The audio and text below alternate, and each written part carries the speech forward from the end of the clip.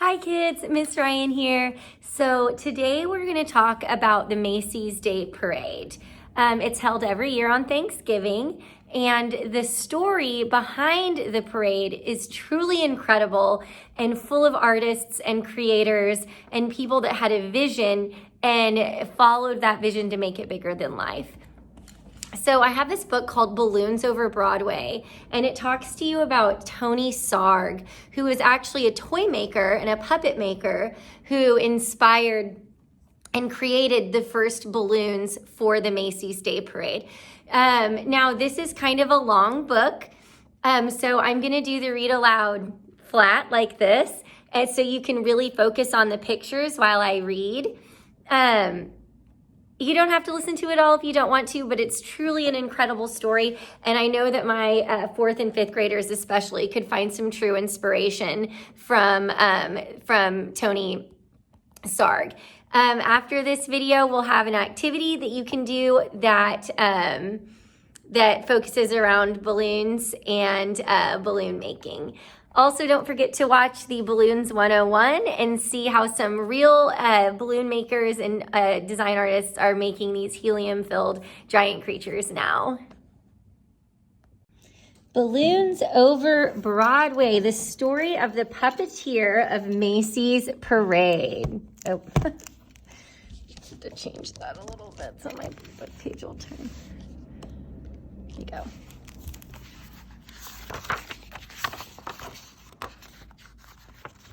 Balloons Over Broadway, the true story of the puppeteer of Macy's Parade. Anthony, or Tony Frederick Sarg. Sarg rhymes with arg. He's born in 1880 and died in 1942. Every little movement has a meaning of its own. Tony Sarg. From the time he was a little boy, Tony Sarg loved to figure out how to make things move. He once said he became a marionette man when he was only 6 years old. Marionettes are puppets that move on strings. One day, his father asked him to feed their chickens at 6:30 in the morning every day. Tony had an idea. What if he could feed the chickens without leaving his bed? He rigged up some pulleys and ran rope from the chicken coop door to his bedroom window. That night, he spread chicken feed outside the chicken coop door. In the morning, Tony pulled the rope and the chicken coop door opened. The chickens had their breakfast and Tony stayed warm in his bed. His dad, so impressed, never made Tony do another chore again. When Tony grew up, he moved to London, where he discovered that no one was making marionettes for kids anymore. So out of wood, cloth, and strings, Tony began to make puppets. He figured out ways to make his marionettes' movements so lifelike that they performed as if they were real actors. Word soon spread about Tony's amazing marionettes. When Tony moved to New York City, the Tony Sarg marionettes began performing on Broadway. In the heart of New York City, in Herald Square, was the biggest store on earth, R.H. Macy's department store. Macy had heard about Tony's puppets and asked him to design a puppet parade for the store's holiday windows. So Tony made new puppets based on storybook characters, then attached them to gears and pulleys to make them move. In Macy's Wondertown windows, Tony's mechanical marionettes danced across the stage as if by magic. All day long, they performed to shoppers, jostling for a better look. But Macy had an even bigger job in store for Tony. Many of the people working at Macy's were immigrants, and as the holidays approached, they missed their own holiday traditions of music and dancing in the streets. Macy's agreed to put on a parade for their employees, and they hired Tony to help. Tony, too, was an immigrant, so he loved the idea of creating a parade based on street carnivals from all over the world. He made costumes and built horse-drawn floats, and Macy's even arranged to bring in bears, elephants, and camels from the Central Park Zoo. Can you imagine that? The animals joined hundreds of Macy's employees on Thanksgiving Day in 1924. Winding their way home from Harlem to Herald Square, it was a dazzling parade. In fact, Macy's first parade was such a success that they decided to have one every year on Thanksgiving Day to celebrate America's own holiday, Thanksgiving. Each year, the parade grew. But when Macy's brought in lions and tigers in addition to the bears, elephants, and camels, the animals roared and growled and frightened the children. Macy's asked Tony to replace the scary animals with something else. Tony, can you think of something spectacular, says Mr. Macy. Tony hoped to replace the animals with some kind of puppets, but his marionettes were less than 3 feet tall. He would have to make much larger puppets in order for them to be seen in the parade.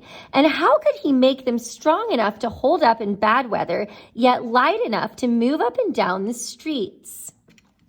Tony knew of a company in Ohio that made blimps out of rubber, the perfect material for any weather. When he called the company and showed them his sketches, they agreed to make what Tony wanted. Still, how would Tony make his big puppets move? Then he had an idea from an Indonesian rod puppet in his toy collection. On Thanksgiving Day, Tony's creatures, some as high as 16 feet tall, spilled into the streets, and the crowds cheered wildly. Part puppet, part balloon, the air-filled rubber bags wobbled down the avenues, propped up by wooden sticks. But now the sidewalks were so packed with people that only those in the first few rows could really see the parade. Tony realized his puppets would have to be even bigger and higher off the ground, and thought the sticks helped to steer the puppets. They were stiff and heavy. Oh, and though the sticks helped to steer the puppets, they were stiff and heavy. Tony wanted his balloons to articulate, to move and gesture, more like puppets. But how? With a marionette, the controls are above and the puppet hangs down. But what if the controls were below and the puppet could rise up? During the next year, Tony set his new idea into motion. This time, he asked the company in Ohio to make balloons out of rubberized silk, as strong as rubber but lighter than rubber alone.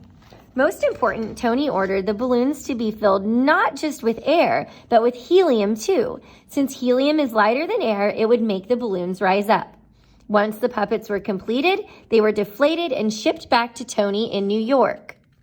Tony did not know if anything would go as planned. What if the balloons are filled with too much helium? What if one hits a sharp object? Will they fill under the elevated train track? He's so concerned. It was still dark on Thanksgiving morning when Tony filled the balloons with helium, tethering them down with sandbags. By 1 p.m., the sidewalks were packed with people ready for the parade. Then one by one, Tony cut the lines to the sandbags. Let's have a parade.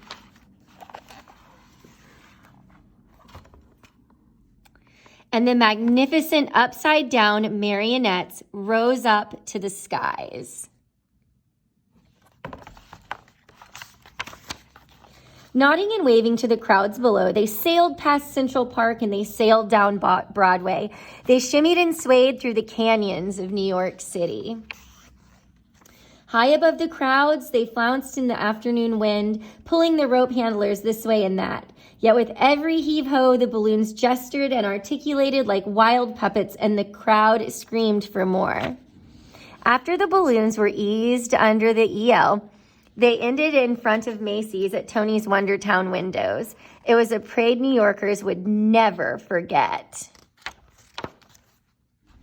And from that day on, every Thanksgiving morning, crowds have lined the sidewalks of New York City to see what new balloons would rise to the skies from Macy's famous parade. Tony Sarg, the puppeteer who loved to figure out how to make things move, had set the stage with a little rigging for a puppet to be anything anyone could ever imagine it to be. The end. Here's a picture of Tony Sarg with one of the original puppets from the parade. Pretty cool.